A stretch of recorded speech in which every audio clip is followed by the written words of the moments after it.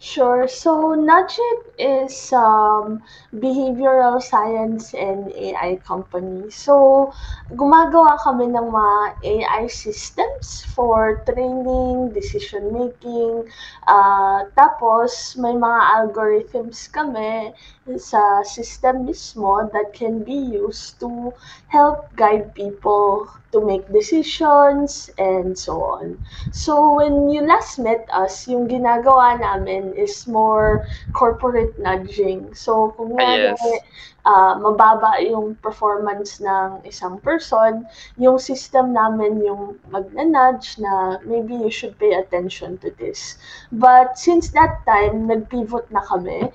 We spent most of 2024 and building a new product, this time based on generative AI.